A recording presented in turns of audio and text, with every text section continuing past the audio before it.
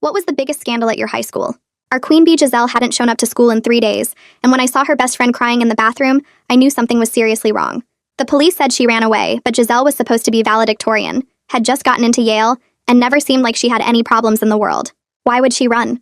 Her boyfriend Miles wouldn't even look at me when I asked when he'd last seen her, just mumbled something about a fight and walked away. So I started investigating. The first thing I found was hidden in her locker when I convinced the janitor to let me grab something I'd supposedly left in there. Behind her perfect color-coded notebooks was a burner phone with messages from someone saved as Just X, talking about meeting up for supplies, and how she owed him $3,000. The text got increasingly threatening, saying she couldn't just walk away, that she knew what would happen if she tried to quit. I went to the address from one of the messages and found this rundown house on the edge of town, where older guys were always hanging around. One of them recognized Giselle's photo immediately, and said she used to come by every week to pick up party favors that she'd sell to rich kids at private school parties. He said she was trying to get out of the business, but you don't just leave when you owe money. And the last time he saw her, she had a bruised jaw that she blamed on walking into a door. I found out she'd been arrested 2 months ago for possession with intent to distribute, but her parents had hired a lawyer who kept it quiet. The court date was in 2 weeks, and if convicted, Yale would rescind her acceptance, and her whole perfect future would collapse.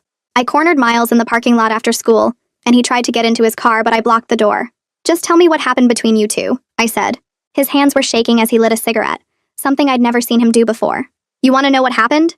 "She hit me first," he said, pulling up his sleeve to show scratch marks. "We were fighting about the pills she was selling, and she went crazy, started screaming that I didn't understand, that she needed the money for something important." He took a long drag and looked away. "So yeah, I grabbed her arms to stop her from hitting me, and maybe I held on too hard. But I didn't. I would never." His voice cracked. "She said she was going to end everything, make a clean break, and I thought she meant us, but maybe she meant something else. But then I found out about the teacher, Mr.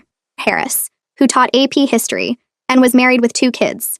Giselle's friend admitted she'd been seeing him secretly for months, meeting at hotels 2 towns over, and he'd been giving her money for the business ventures she was involved in. She had photos of them together on a hidden Instagram account, and in the last one she'd posted, you could see fear in her eyes even though she was smiling. I followed Mr.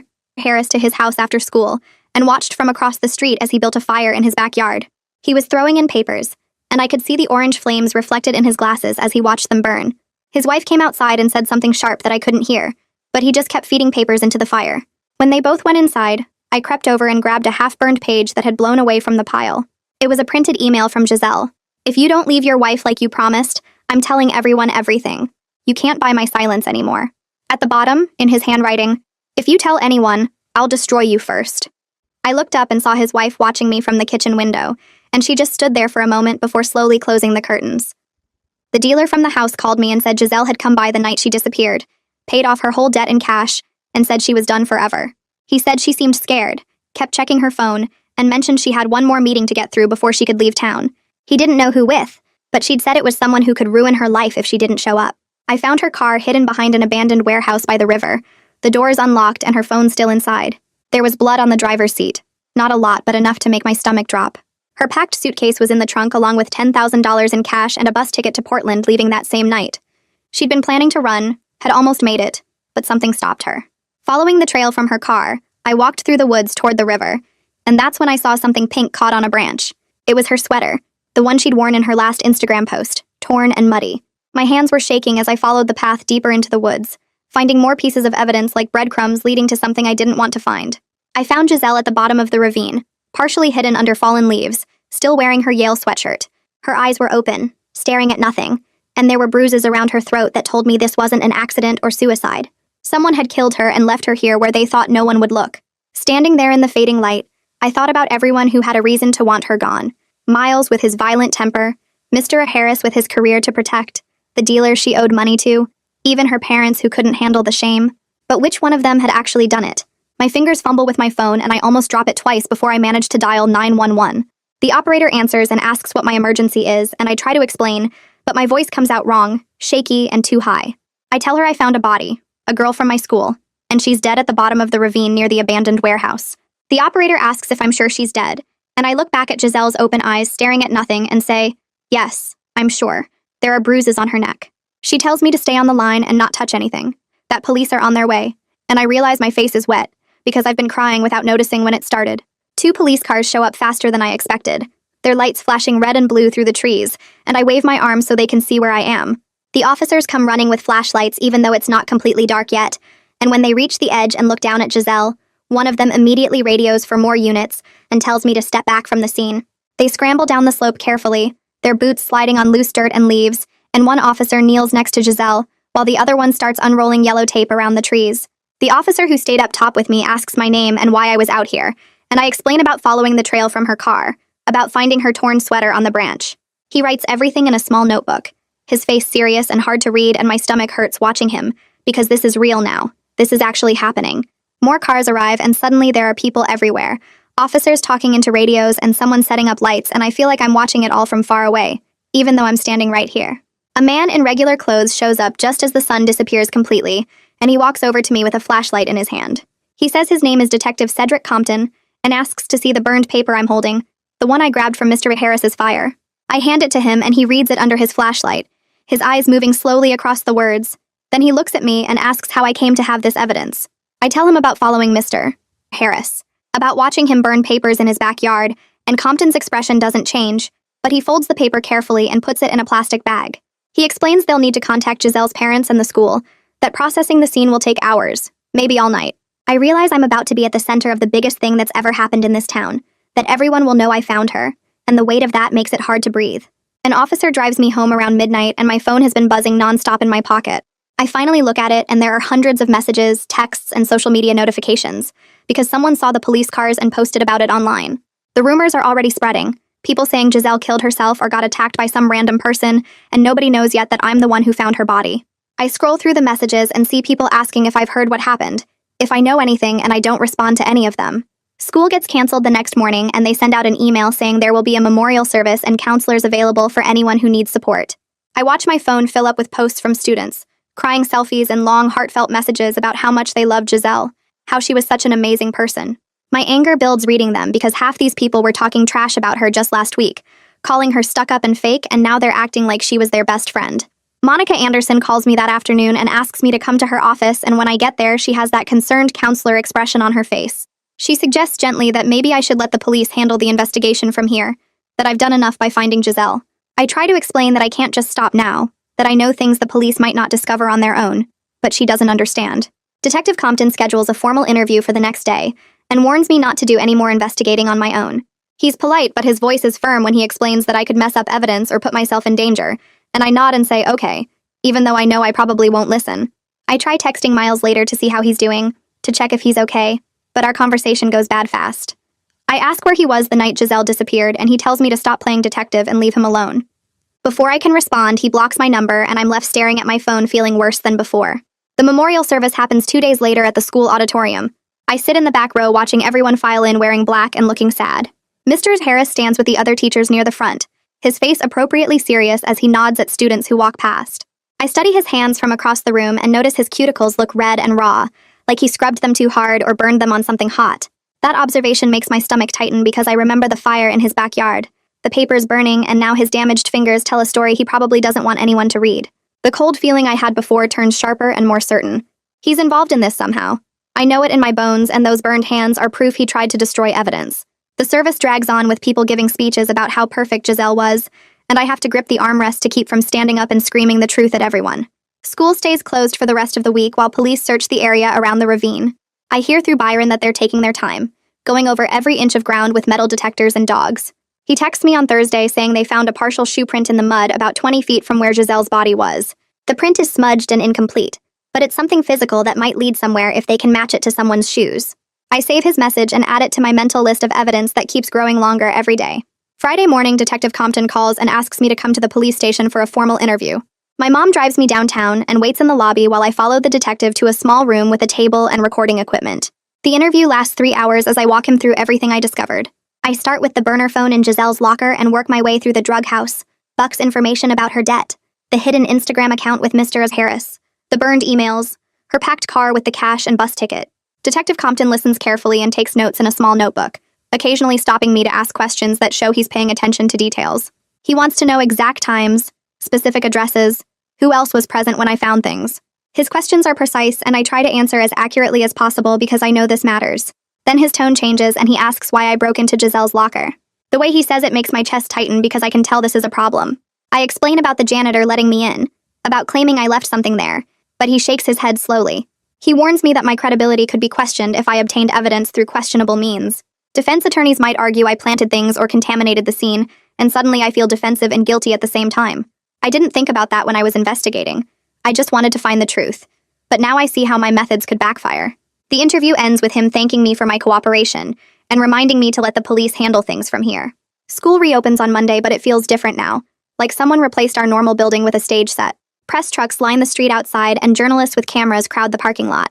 The student newspaper suddenly has real reporters calling them, asking for interviews with anyone who knew about Giselle's secret life.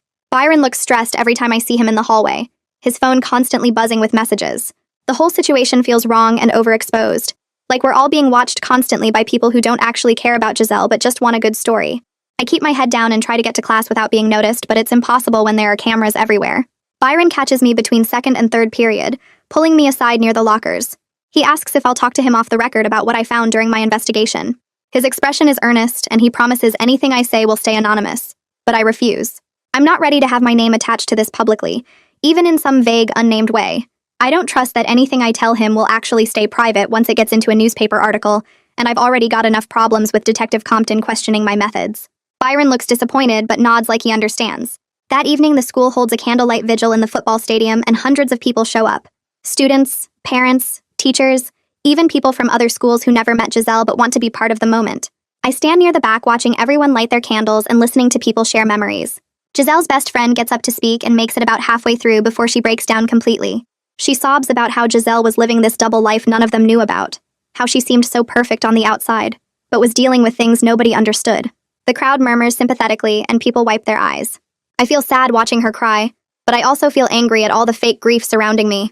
Half these people talked trash about Giselle last week, calling her stuck up and fake, and now they're acting like she was their closest friend. They're grieving the perfect image they created, not the real complicated person who sold drugs and had an affair with a teacher and owed money to dangerous people. The next morning, I drive to Miles's house because I need to talk to him about his timeline. The police apparently asked him to clarify where he was the night Giselle died, and I want to hear his answer directly. He opens the door looking tired and reluctant, but lets me inside. We sit in his living room, and he tells me he was home alone playing video games that whole night. His parents were at some dinner party and didn't get back until after midnight. I ask if anyone can verify that, and he shakes his head. His alibi is weak, and he knows it, his eyes dropping to the floor as he admits he has no proof. But something in his expression makes me think he's telling the truth even if he can't prove it. He looks genuinely sad and scared, not guilty, and I've gotten pretty good at reading people over the past week. After leaving Miles's place, I drive out to the drug house where Buck lives. I need to ask him more questions about Giselle's last visit. When I knock on the door, Buck answers, but this time he won't even let me inside. He tells me to get lost before his enforcer gets back, his voice harder than before. I push back asking what he means, and he mentions that the enforcer wasn't around the night Giselle disappeared, was out of town on some business. That detail seems important somehow, like maybe Buck is trying to tell me something without saying it directly. I leave before the enforcer shows up because I'm not stupid enough to stick around for that. Later that afternoon, Detective Compton calls with new information. He tells me they got the bus depot records and Giselle's ticket to Portland was never scanned. She bought it and had it with her in the car, but she never actually got on that bus. Something stopped her between packing up her car with the money and leaving town forever. Someone convinced her to meet them, or threatened her, or intercepted her somehow, and that meeting ended with her dead at the bottom of a ravine. The next morning at the school, I wait in the parking lot until I see Mr. Harris arrive in his silver sedan. He parks in the teacher lot and gets out carrying his leather briefcase like everything is normal. I walk past his car slowly with my phone out, pretending to text, but really taking photos of the mud caked all over his tires and splattered up the side panels. The mud is thick and dark, the kind you only get near the river where the ground stays wet even when it hasn't rained. My hands shake as I snap picture after picture, because this feels different from everything else I've found. More real somehow. He could have been at the ravine, could have stood right where Giselle died, and now there's proof on his car. I send the photos to Detective Compton right away with a message explaining where I took them and why the mud matters. My heart pounds as I walk into school because I know I'm getting closer to something dangerous, and there's no going back now. Before first period, my phone buzzes with a text from the office telling me Monica wants to see me immediately. I walk down the empty hallway feeling my stomach twist because I know this isn't going to be good. Monica is sitting behind her desk when I enter, and she doesn't smile or ask me to sit down. She tells me the school has received complaints that I've been harassing staff members, specifically following Mr. Harris and taking photos of his property without permission. Her voice is quiet, but firm as she explains that if I keep this up, I could face expulsion for creating a hostile environment. I start to argue that I'm trying to find out who killed Giselle, but she holds up her hand to stop me. She says she understands I want justice, but this isn't the way to get it, that I need to let the police do their job. The thing that makes me maddest is realizing the school cares more about protecting Mr. Harris than finding out the truth. Monica is trying to help me in her own way, but it feels like everyone in power wants me to shut up and go away. I leave her office feeling angry and alone, knowing I can't stop even if it means getting kicked out of school. Later that day, Detective Compton calls me and his voice sounds tired. He tells me he has some information about Giselle that makes the whole situation even sadder. Yale officially took back her acceptance after they found out about her arrest for drug dealing. Even though she's dead now, they went through with it, which means all her hard work and perfect grades and dreams of the future meant nothing in the end. She was trying so hard to escape her mistakes and start fresh somewhere new, but she never got that chance. The detective says this detail matters because it shows how much pressure she was under in those final days, how trapped she must have felt with everything falling apart. I think about her packing that suitcase with $10,000 and a bus ticket to Portland, how close she came to getting away. If she had just made it onto that bus, she might still be alive, but someone stopped her and now she'll never get to start over. The news makes me feel sick and angry because Giselle deserved better than what happened to her. By lunchtime, everyone at the school is talking about the article Byron published in the student newspaper. He wrote about emails between Giselle and a teacher without saying which teacher it was, but he included enough details that people are guessing. I hear students in the hallway whispering about which male teachers have nice cars or who seem too friendly with Giselle. Some kids think it's Mr. Harris, but others are defending him, saying he would never do something like that. Byron finds me after school and I tell him I'm glad he's helping get the truth out there, but I'm worried this might make things worse. He says people deserve to know what was happening even if it's uncomfortable, that covering up the truth is what let this situation get so bad in the first place. I understand what he means, but part of me wishes we could have built a stronger case before going public. Now Mr. Harris knows people are suspicious, and he might be more careful about covering his tracks. The forensics report arrives at the police station and Detective Compton calls to tell me what it says. Giselle died from being strangled by someone using their hands, someone who was right-handed based on the pattern of bruises on her throat. Reading those words makes me feel physically sick, because I keep imagining what her last moments must have been like. Someone put their hands around her neck and squeezed until she couldn't breathe anymore, until her eyes went empty, and she fell down that ravine. The person who did this is still walking around free, maybe teaching classes or eating dinner with their family like nothing happened. The clinical language in the report makes it worse somehow. All those medical terms describing how someone murdered a teenage girl. I save the details in my phone even though looking at them makes my hands shake because this is evidence that matters. Proof of exactly how she died. That evening, Miles calls me and I can hear he's been crying before he even says anything. His voice breaks as he tells me he needs to show me something he's been too scared to share before. He plays a voicemail Giselle left him on the night she disappeared, and I listen to her voice coming through the phone speaker. She sounds scared and shaky as she says she's about to meet someone, and if anything happens to her, Miles needs to tell the police everything. She doesn't say who she's meeting, but you can hear the fear in every word. Like she knows this might be the last time she talks to anyone. Miles is crying harder now as he explains he's been carrying this guilt for days, thinking he should have called her back or driven to find her or done something to stop what happened. I tell him it's not his fault, but I don't think he believes me. The voicemail is another piece of evidence showing Giselle knew she was in danger that night, that this wasn't some random attack but a planned meeting that went wrong. I drive back out to Buck's house even though I know it's risky going there again. This time when I knock, he actually opens the door and lets me inside instead of telling me to leave. The house smells like smoke and old pizza, and there are empty beer bottles on the coffee table. Buck sits down on the couch, and I stay standing because I don't want to get too comfortable here. He confirms what he told me before about Giselle coming by the night she disappeared to pay off her debt. He describes how she had the money in banded stacks of $10 bills, like she had been saving it up for a while. She seemed really scared, according to Buck. Kept checking her phone every few minutes like she was waiting for a message or worried about the time. He says she told him she had to get to one more meeting before she could leave town for good. Buck didn't ask who the meeting was with because that's not his business, but now he wishes he had pushed her for details. I ask if he noticed anything else weird about her that night, and he mentions she had a bruise on her wrist that looked fresh, like someone had grabbed her hard. That detail makes my stomach hurt because it means someone had already hurt her before she died. The next day, Detective Compton asks me to come to the police station because he wants to show me something. He pulls up an image on his computer screen from an ATM camera showing Giselle withdrawing money on the afternoon before she died. Her face looks tense and worried in the grainy footage, nothing like the confident girl everyone knew at the school.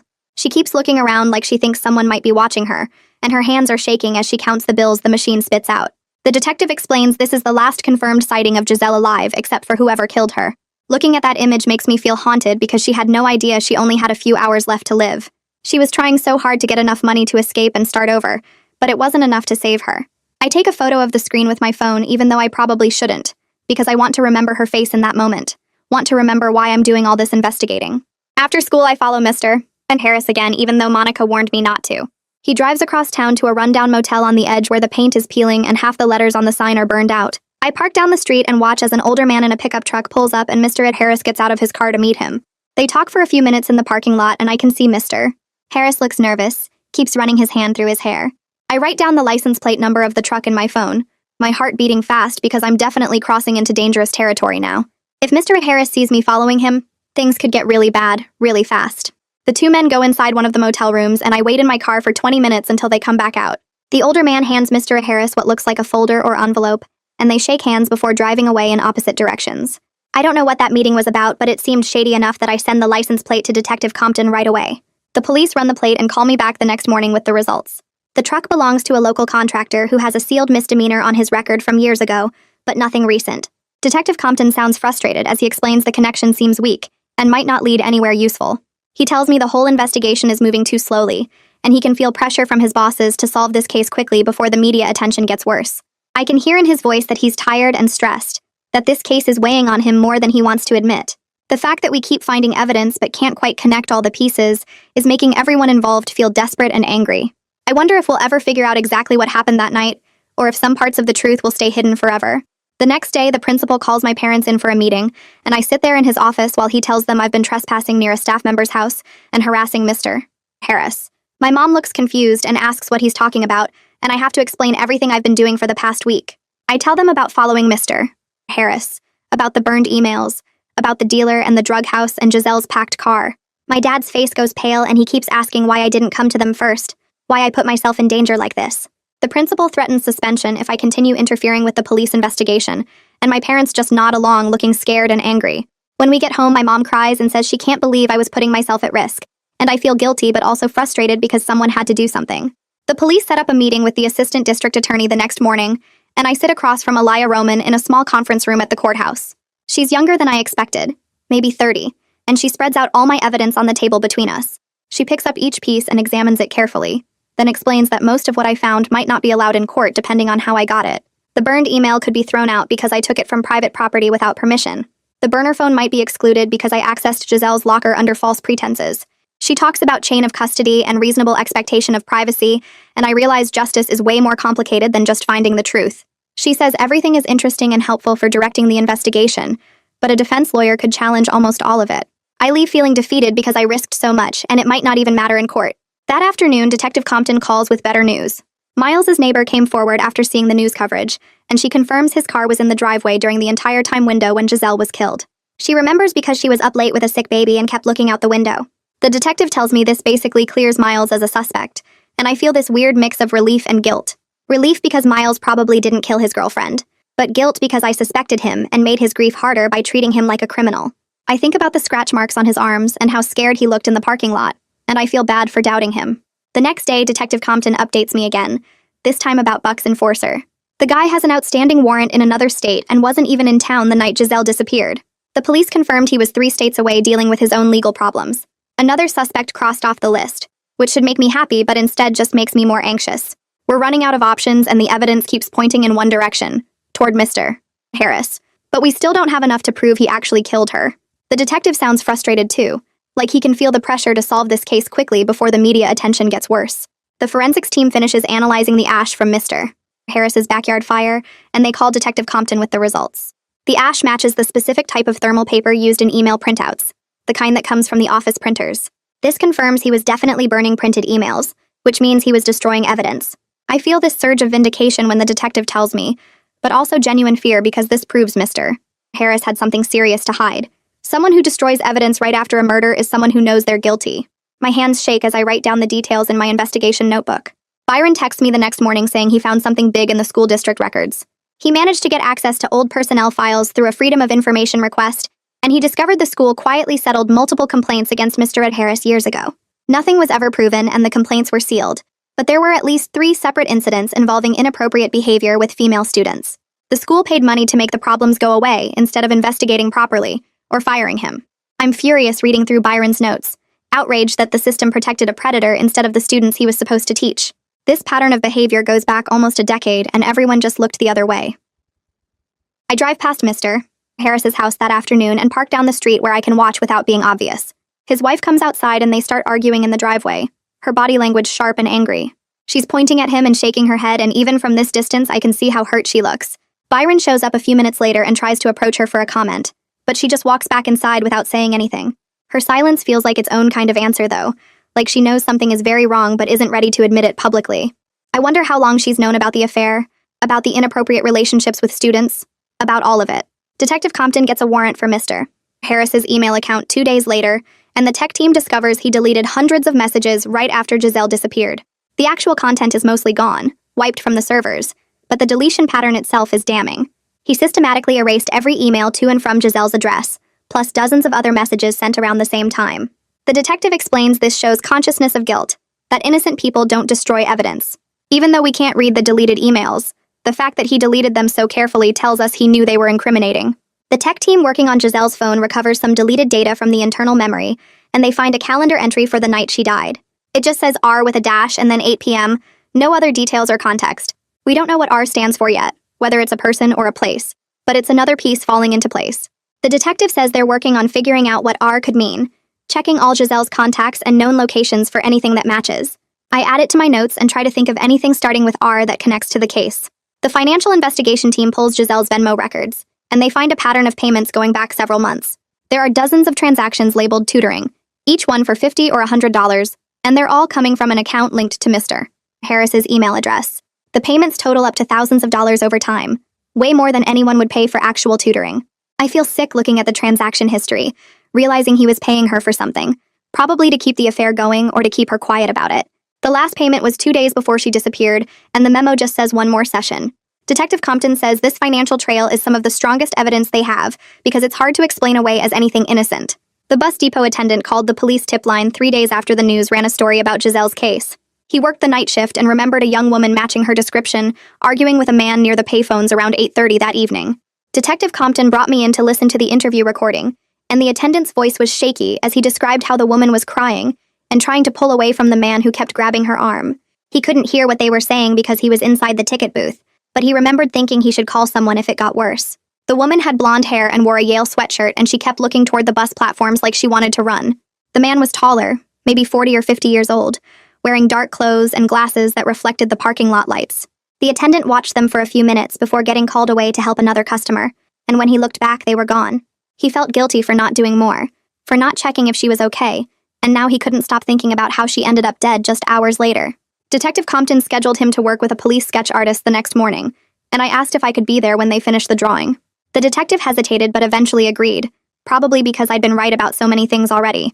The sketch artist spent 2 hours with the attendant, adjusting features and proportions based on his memory of that night. When she finally turned the pad around to show us the finished drawing, my stomach dropped. The face looked enough like Mr. Harris to make my hands shake, the same angular jaw and thin nose, the same way his glasses sat on his face. It wasn't perfect. Witnesses never remember everything exactly right, but the resemblance was strong enough to be seriously concerning. Detective Compton studied it carefully and made notes, but he warned me not to get too excited about this development. The attendant saw the man from a distance through glass, in poor lighting, for just a few minutes several weeks ago. Memory is unreliable, and sketch artists can only work with what witnesses give them, which means this drawing might not be accurate enough to use as real evidence. I took a photo of the sketch anyway and sent it to Byron, who immediately wanted to publish it in his next article. I told him to wait because Detective Compton would be furious if we released it before the police finished their investigation.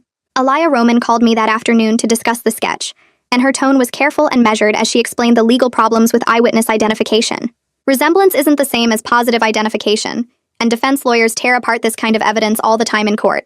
The attendant never said he could identify the man, just that he remembered certain features, and those features happened to match someone we already suspect. That's not enough to charge anyone with murder, not even close, because reasonable doubt would be easy to establish. She needed me to understand that we were building a circumstantial case, piece by piece, and no single piece of evidence would be enough on its own. Everything had to work together to create a complete picture that left no other reasonable explanation. I felt frustrated, but I knew she was right, that wanting Mr. Harris to be guilty wasn't the same as proving it. Monica caught me in the hallway the next day and pulled me into her office with a concerned expression. She suggested I join a trauma support group that met twice a week for students dealing with grief and difficult situations. I snapped at her that I wasn't the one who needed therapy, that the system that protected a predator for years was the one with the real problem. My voice came out harsher than I meant it to, and I saw her flinch at my tone. She tried to explain that she was worried about me, that I was carrying too much weight for someone my age, but I just felt tired of everyone treating me like I was the problem instead of the solution. I regretted my tone immediately because Monica had been trying to help in her own way, but I was so exhausted from being told to stop investigating, to let the adults handle things, to focus on my own healing. How could I heal when Giselle's killer was still walking around free, teaching classes and grading papers like nothing happened? I left her office feeling guilty and angry at the same time, emotions that seemed to define everything lately. That night, an anonymous message appeared in my DMs on Instagram, and my blood ran cold as I read it. The message told me to drop the teacher angle or I would regret it, that I was playing with fire and didn't understand who I was messing with. There was no profile picture, just a blank gray circle, and the account had been created that same day with 0 followers. I screenshot the message with shaking hands and sent it directly to Detective Compton, along with a text explaining what happened. He called me within 5 minutes and his voice was serious as he asked if I'd received any other threats or noticed anyone following me. I told him this was the first direct threat, though I'd felt watched lately in ways I couldn't quite explain. He said he was taking this seriously and would assign patrol cars to drive by my house regularly, especially at night when I was home. The police presence started the next day, and I watched through my bedroom window as a patrol car rolled past every few hours. It made me feel both safer and more trapped, like I was living in a prison of my own making. My parents were scared and wanted me to stop investigating completely, to delete everything I'd collected and let the police handle it from here. My mom cried when she saw the patrol car, asking why I couldn't just be a normal teenager worried about college applications instead of murder investigations. My dad was quieter, but I could see the fear in his eyes every time he looked at me, like he was afraid of losing me the same way Giselle's parents lost her. I tried to explain that I couldn't let Giselle down now when we were so close to proving what happened, that stopping would mean her killer might get away with it, but they didn't understand. Or maybe they understood too well, and that's what scared them. I felt guilty for putting them through this stress, for bringing danger to our house, but I also couldn't imagine walking away when we had so much evidence pointing in one direction. The next morning at the school, I engineered a conversation with Mr. Harris in the hallway during passing period when other students could hear. I walked up to him near his classroom and asked him directly about the emails he'd deleted, about the money he'd paid Giselle, about where he was the night she disappeared. He got flustered immediately, his face turning red as he stammered that I couldn't prove anything. Those words hung in the air between us, and I saw several students stop to watch our confrontation. His response was basically an admission that there was something to prove, that he had things to hide and everyone who heard him knew it. He tried to recover by telling me to get to class and stop spreading rumors, but his voice shook and his hands trembled as he turned away. I felt triumphant and terrified at the same time, knowing I'd just made myself an even bigger target. Byron's Timeline article got picked up by regional news outlets 2 days later, and suddenly our small town was national news. The article laid out everything we knew about Giselle's disappearance and death, the drug dealing, the affair with a teacher, the threatening emails, all of it presented in careful language that avoided naming Mr. Harris directly. But everyone knew who Byron was writing about, and the town split into camps overnight. Some people thought I was a hero for pursuing justice when the police seemed slow to act. Others thought I was making things worse, destroying a man's reputation based on circumstantial evidence and teenage gossip. The attention was exhausting, and I just wanted this to be over. Wanted to go back to being invisible instead of having strangers recognize me at the grocery store. My phone wouldn't stop buzzing with messages from people I barely knew, some supportive and others hostile, and I had to turn off notifications just to think clearly. The forensics report came back with news that made my hands shake when Detective Compton called to tell me. The partial shoe print they'd found in the mud near the ravine matched a specific brand and size that Mr. Harris wore. They'd checked his shoe size from the school records and confirmed he wore size 11, the same as the print, and the tread pattern matched a common brand of dress shoes he'd been seen wearing. It wasn't definite proof he was there because thousands of people wore that brand and size, but combined with everything else, the circumstantial evidence was building into something solid. Each piece alone might not be enough, but together they created a picture that was hard to ignore. Buck called me from a burner phone the next afternoon, his voice nervous as he offered to trade information. He said he knew things about Mr. Harris's motel meetings, about what happened there and who else was involved, and he'd tell me everything in exchange for me talking to the DA about leniency on his drug charges. I was skeptical because Buck had his own reasons to lie, his own agenda to protect, but I was also interested because he might know things nobody else did. He'd been part of that world, had connections and information that regular people wouldn't have access to. I told him I'd think about it and talk to Detective Compton first, that I couldn't promise anything about his charges, but I'd see what could be done. Detective Compton corroborated Buck's story about motel receipts paid in cash when I brought him the information. The police had been tracking Mr. Harris's movements and found records of him paying for rooms at cheap motels on dates that aligned perfectly with the timeline of deleted emails. The receipts were always cash, so there was no credit card trail, but the motel clerks remembered him because he always looked nervous and paid for just a few hours at a time. Everything was connecting in ways that made Mr. Harris look more guilty with each new piece of evidence, and I could feel we were getting close to something that would finally bring justice for Giselle. Miles texted me 2 days later asking to meet at the parking lot after school, and when I got there, he was sitting in his car with the engine off, just staring at the steering wheel. I knocked on the window and he jumped like I'd scared him, then reached into his backseat and pulled out a gray hoodie that I recognized immediately as Giselle's favorite one. He handed it to me through the window, and his voice was quiet when he said he'd found it wedged under his passenger seat while cleaning out his car. I took the hoodie and felt something heavy in the front pocket, so I reached in and pulled out a folded piece of notebook paper with Giselle's handwriting on it. The note just said 3 things in her careful print. Ravine, 8:30, alone. My hands started shaking so badly I almost dropped it because this was proof that she'd planned to meet someone at the exact spot where she died. Miles watched me read it and asked what it meant, and I told him this was evidence that needed to go to the police right now. We drove straight to the station, and Detective Compton took the note with gloved hands, studying it carefully before bagging it as evidence. He explained that handwriting analysis would confirm it was Giselle's, and the note established that she had a planned meeting at the ravine rather than going there randomly. This changed everything because it meant someone had asked her to meet them there, someone she trusted enough to go alone at night. Detective Compton called Ada Roman right there in front of us, and I could hear her excited voice through the phone even though I couldn't make out the words. Within an hour, Alaya was at the police station reviewing all the evidence we'd gathered so far, spreading photos and reports across a conference table like pieces of a puzzle.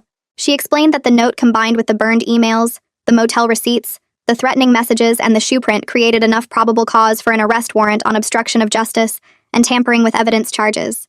The murder charge would take more time to build because they needed to prove Mr. Harris was actually at the ravine when Giselle died, but at least these charges could get him off the streets while they kept investigating. Alaya started drafting the warrant petition that night, and she told me it would probably take a few days to get a judge to sign off on it. I felt this weird mix of relief and frustration because we were finally making progress, but it still wasn't enough, not yet. The next morning, I saw Mr. Harris at the coffee shop near school, and I made sure to arrive at the same time he usually got his morning coffee. I had my phone in my jacket pocket with the voice recorder app already running, and I positioned myself in line right behind him. When he turned around with his coffee and saw me, his face went pale and he tried to walk past me quickly. I stepped slightly to the side and asked him how he was holding up with everything going on, keeping my voice casual and concerned like I was just a worried student. He stopped and his eyes darted around the coffee shop before he answered that it was all just mistakes and misunderstandings that would get cleared up soon. I asked what kind of misunderstandings, and he started talking faster, saying that people were making assumptions based on incomplete information and taking things out of context. His coffee cup was shaking in his hand, and I could see sweat on his forehead, even though the shop was cool inside. I mentioned that I'd heard about emails being deleted, and he immediately got defensive, saying that everyone deletes old emails and it doesn't mean anything suspicious. The more he talked, the more nervous he sounded, and I knew the recording would capture that tremor in his voice, that barely controlled panic of someone who knows they're caught. He finally seemed to realize he was saying too much and cut himself off mid-sentence, then practically ran out of the coffee shop without even saying goodbye. I stopped the recording and sent it immediately to Detective Compton with a message explaining what had just happened. 2 days later, I was sitting in chemistry class when I heard sirens outside, and everyone rushed to the windows to see 3 police cars pulling up to the school. The principal's voice came over the intercom asking Mr. Harris to report to the main office immediately, but he never showed up because the police went straight to his classroom instead. Students in that class later said the officers came in and asked him to step outside, then told him they had a warrant for his arrest. By the time I got out of class and into the hallway, they were already walking him toward the exit in handcuffs while his wife stood at the end of the corridor watching. She just stood there completely still with her arms crossed, not crying or calling out to him, just watching them take him away like she was watching a stranger. Her silence felt louder than any words could have been, like she was finally done protecting him from the consequences of his actions. The whole school was buzzing with whispers and phone cameras recording everything, and I felt this strange, hollow satisfaction, seeing him finally face some kind of justice. Within an hour, the school district sent out an emergency email announcing that Mr. Harris had been placed on administrative leave pending the outcome of legal proceedings. The statement was carefully worded to avoid admitting any wrongdoing, and it included this whole section about their thorough hiring practices and background checks that made me want to scream. Students were angry and scared, gathering in groups in the hallways talking about how the school had let this happen, how they'd protected him while Giselle suffered. The building felt like it might explode with all the rage and fear and confusion swirling around, and teachers seemed just as lost as we were about how to handle it. Byron published an article that afternoon with quotes from students about feeling betrayed by the administration, and the school board had to schedule an emergency meeting to address the crisis. Meanwhile, Detective Compton called to tell me that the tech forensics team had finished analyzing Mr. Harris's seized computer and found something huge. They'd recovered draft emails from his trash folder that matched the burned fragments I'd found in his backyard perfectly, including the full text of his threat to destroy Giselle if she told anyone about their relationship. This was the smoking gun we needed. Actual physical proof on his own computer that he'd threatened her right before she died.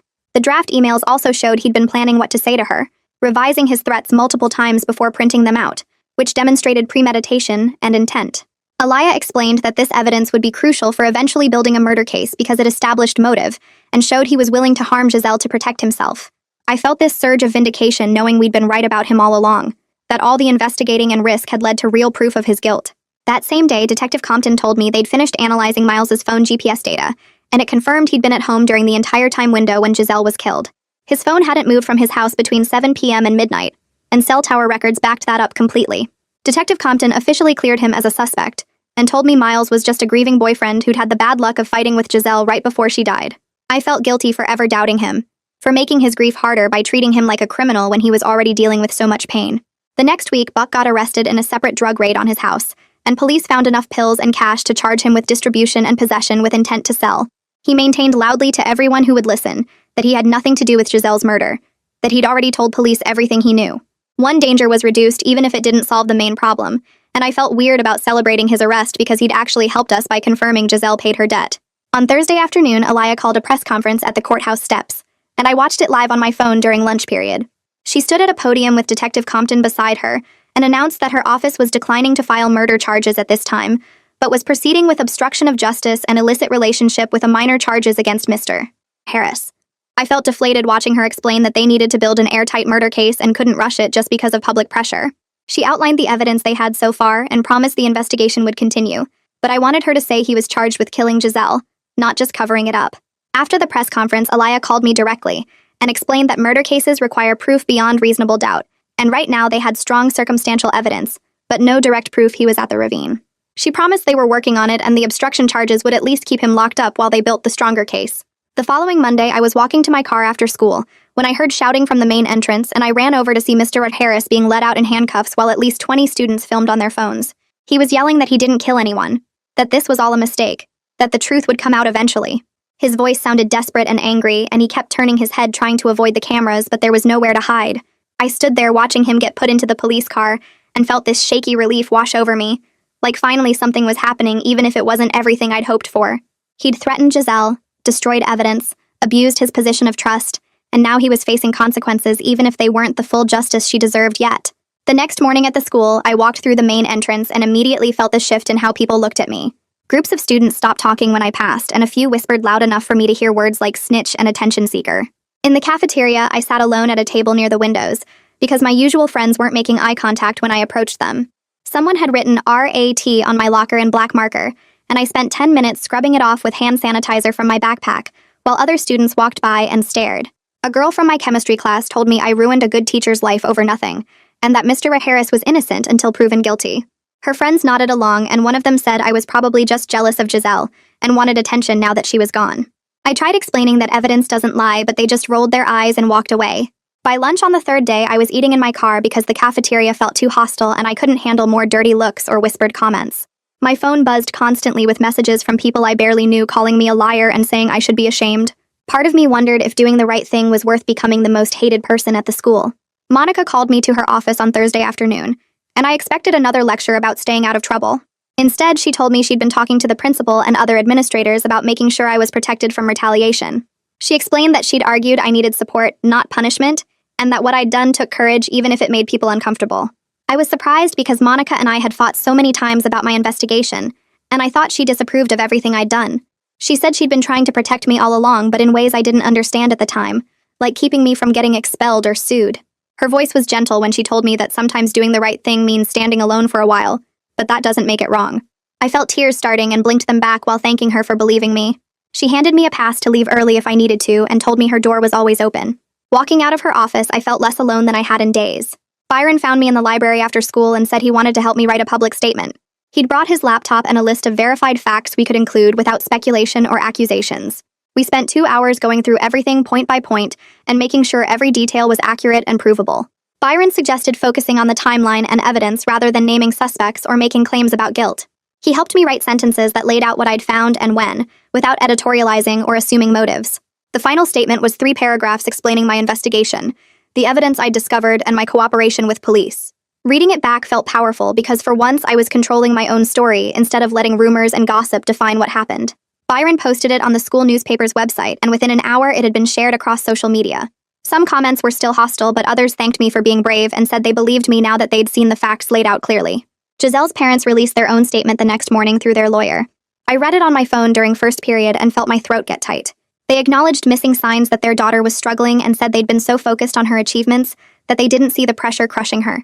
The statement asked for privacy while they grieved and said they hoped other parents would learn from their mistakes. They thanked law enforcement for their work and said they trusted the legal process to bring justice. Reading those words, I felt complicated emotions swirling together because they were victims too, even if they'd failed Giselle in important ways. They'd lost their daughter and had to live with knowing they didn't protect her from the dangers that killed her. Part of me was angry at them for not noticing sooner, but another part understood that parents aren't perfect, and sometimes love isn't enough to save someone. Aliyah called me that afternoon and asked me to come to her office at the courthouse. She explained that Mr. Harris's lawyer was discussing a plea deal on the obstruction of justice charges to avoid a trial. The murder investigation was still active and under review, but building a murder case takes time, and they needed evidence beyond reasonable doubt. She walked me through the legal standards and explained why circumstantial evidence wasn't always enough for a conviction, even when everyone involved knew someone was guilty. I felt frustrated hearing that we might never get a murder charge even though I was certain he'd killed Giselle. Aliyah was patient with my questions and said justice is often partial and imperfect, but that doesn't mean we stop trying. She promised the investigation would continue and that every piece of evidence mattered. Leaving her office, I had to accept that the legal system moves slowly, and sometimes the truth isn't enough to guarantee the outcome you want. Miles was waiting by my car in the parking lot the next day, and I tensed up expecting another confrontation.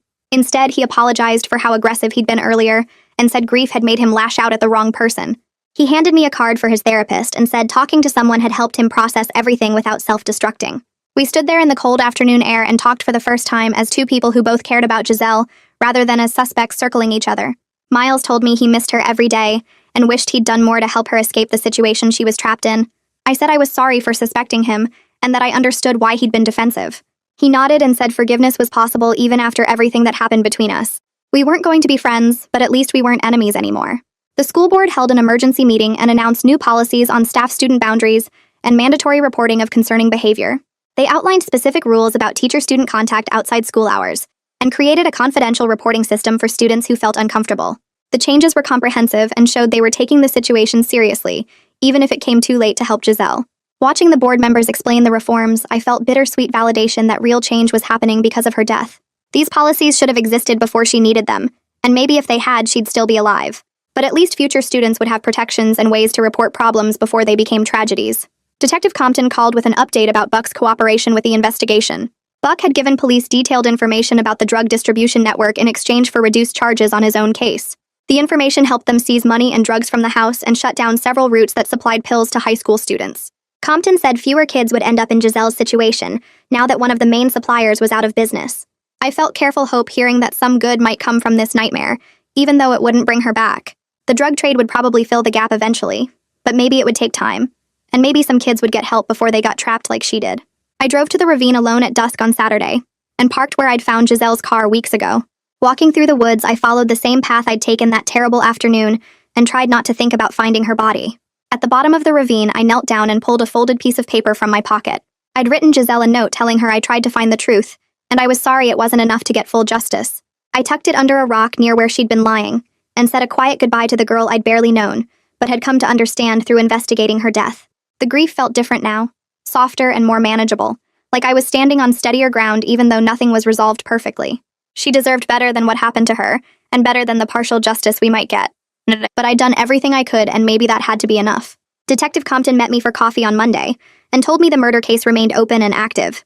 He said the investigation would continue, but encouraged me to step back now and focus on my own life.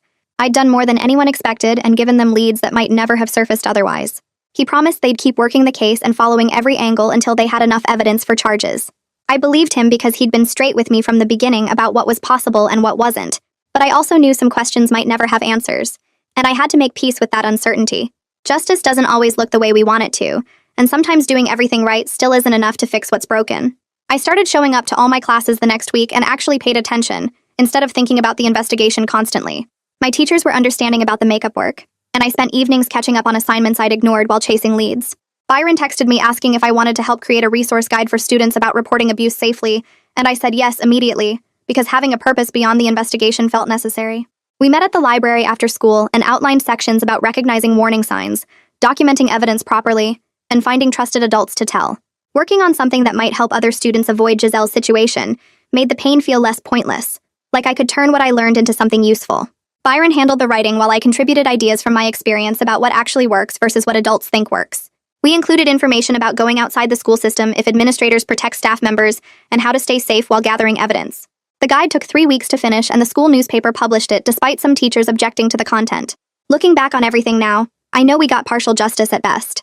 Mr. Harris is facing serious charges for the affair and obstruction, but the murder case might never result in a conviction, even though I'm certain he killed her. The systems that let him prey on students for years are only starting to change because we forced the issue. The scars from this experience will last forever, both for me and everyone who knew Giselle. But I'm committed to keep telling uncomfortable truths, even when people don't want to hear them. That's what she deserved, and that's what future students will need if we want to stop this from happening again.